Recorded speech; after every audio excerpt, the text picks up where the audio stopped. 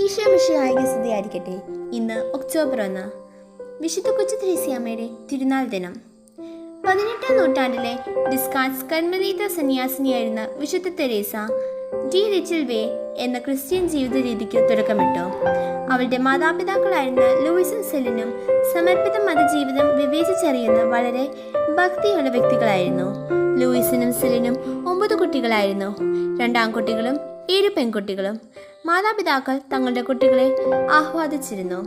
പക്ഷേ നിർഭാഗ്യവശാൽ 3 വർഷങ്ങളിൽ അവർക്ക് 2 ആൺകുട്ടികളെയും 5 വയസ്സുള്ള ഒരു പെൺകുട്ടിയെയും നഷ്ടപ്പെട്ടു. ഈ ആഹ്വാനത്തിന് ശേഷം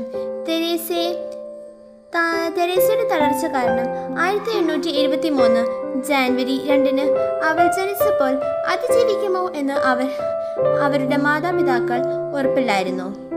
അത്ഭുതകരമെന്ന് പറയട്ടെ, തെരേസ അവർ പ്രതീക്ഷിച്ചതിനേക്കാൾ കൂടുതൽ പ്രതിരോധന ശേഷിയുള്ള എന്ന് തെളിയിച്ചു.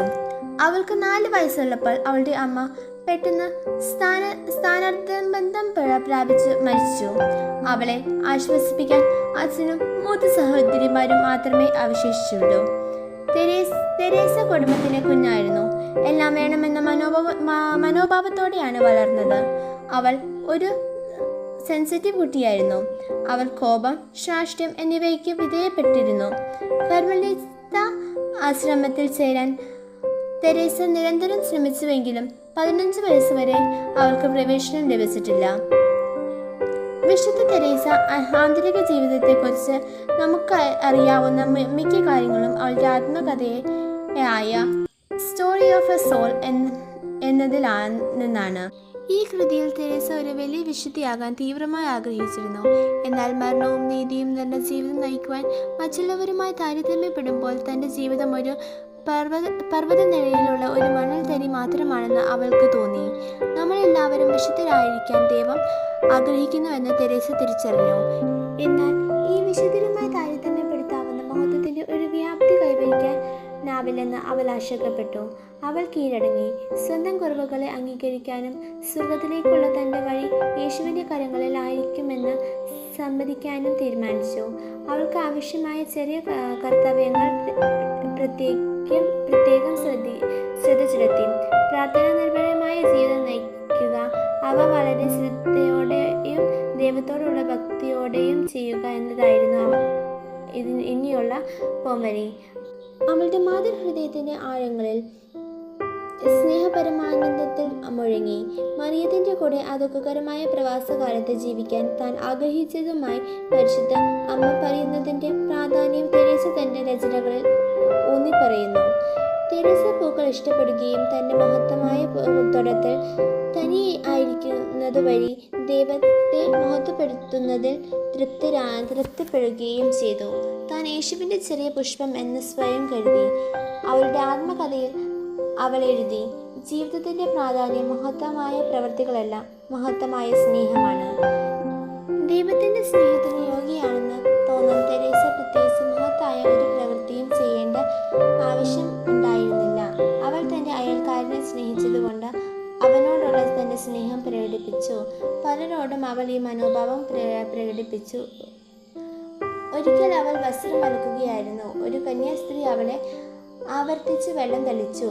തൻ്റെ നിരാശ പ്രകടിപ്പിക്കാൻ പ്രലോഭനങ്ങളുണ്ടായെങ്കിലും തൻ്റെ കോപം നിയന്ത്രിച്ച് തൻ്റെ വ്യക്തിപരമായ അതൃപ്തി കടന്നു പോകാൻ അനുവദിക്കുകയും ഈ ചെറിയ ലക്ഷ്യം ദൈവത്തിന് സമർപ്പിച്ചുകൊണ്ട് വലിയ ക്ഷമ പ്രകടിപ്പിക്കാൻ തെരേസയ്ക്ക് കഴിഞ്ഞു. അതിനാൽ തെരേസയുടെ ജീവിതം പരിവേഷണം ചെയ്യുന്നതിൽ ക്ഷമയുടെ പ്രാധാന്യം നമുക്ക് തിരിച്ചറിയാൻ കഴിയും. അത് നമ്മുടെ സ്വന്തം കുറവും ബലഹീനതയും അംഗീകരിക്കാൻ അനുവദിക്കുന്നു. നമ്മുടെ സ്വന്തം ഇഷ്ടപ്രകാരം ദൈവം നമ്മിൽ നിന്ന് ആഗ്രഹിക്കുന്നതിൽ നിന്നും നാം എപ്പോഴും കുറവായിരിക്കുമെന്ന് അംഗീകരിക്കാൻ നമുക്ക് പഠിക്കാം. എന്നാൽ അവൻ്റെ കൃപയിൽ ആശ്രയിക്കുന്നതിലൂടെ നമുക്ക് ശ്രദ്ധിക്കാം. വിൻതോതിലുള്ള പ്രവൃത്തികളിൽ ദൈവഹിതം നടപ്പിലാക്കാൻ നമുക്കെല്ലാവർക്കും വിളിക്കപ്പെട്ടിട്ടില്ല. എന്നാൽ നമ്മുടെ അയൽക്കാരനോട് ക്ഷമയും സ്നേഹവും നൽകുന്നത് ചെറുതാണെങ്കിലും കർത്താവിനെ അനുസരിക്കാനും അവന് മഹത്വം കൊടുക്കുവാനും ജീവിതം നയിക്കുവാനും നമ്മൾ എല്ലാവർക്കും വിളിക്കപ്പെട്ടിരിക്കുന്നു. തെരേസയുടെ ആത്മകഥയായ സ്റ്റോറി ഓഫ് എ സോൾ കത്തോലിക്ക ആത്മീയ സ്നേഹത്തെക്കുറിച്ചുള്ള ഏറ്റവും പ്രധാനപ്പെട്ട കൃതികളിൽ ഒന്നാണ്. 1925 മെയ് 17 പയസ് 16 മാർപ്പാപ്പ തെരേസയെ വിശുദ്ധയായി പ്രഖ്യാപിക്കുകയും സഭയുടെ ഡോക്ടറായി പ്രഖ്യാപിക്കുകയും ചെയ്തു. സഭയിലെ 4 വനിതാ ഡോക്ടർമാർ ഉള്ളതിൽ അവൾ ഒരാളാണ്. അവളുടെ ജീവിതം ചെറുതും പ്രത്യക്ഷത്തിൽ ശ്രദ്ധേയമല്ലാത്തതുമാണെങ്കിലും അവിശ്വസനീയവിധം അഗാധമായിരിക്കുന്നു. വിശുദ്ധ തെരേസ 1897 സെപ്റ്റംബർ 30 24 വയസ്സും. വിശുദ്ധ തെരേസ 1897 സെപ്റ്റംബർ 30 24 വയസ്സിൽ ക്ഷയരോഗം ബാധിച്ചു മരിച്ചു. അവളുടെ അവസാന നാളുകളിൽ വേദനാജനകമായിരുന്നു. കുരിശിൽ കിടന്ന് നമ്മുടെ കർത്താവിന് സമാനമായ രീതിയിൽ അവൾ പതുക്കെ ശ്വാസം മുട്ടുകയായിരുന്നു. എന്നാൽ ഈ വലിയ വേദനയിൽ അവൾ നിരാശപ്പെടുകയോ സ്നേഹം ഉപേക്ഷിക്കുകയോ ചെയ്തില്ല. അവളുടെ അവസാന വാക്കുകൾ എൻ്റെ ദൈവമേ, ഞാൻ അങ്ങയെ സ്നേഹിക്കുന്നു എന്നതായിരുന്നു. തൻ്റെ സഹനങ്ങൾ ഈശോയുടെ മിഷൻ പ്രവർത്തനങ്ങൾക്ക് വേണ്ടി കാഴ്ചവെച്ച വിശുദ്ധ കൊച്ചു ത്രേസ്യാമ്മേ, ഞങ്ങൾക്ക് വേണ്ടി പ്രാർത്ഥിക്കണമേ.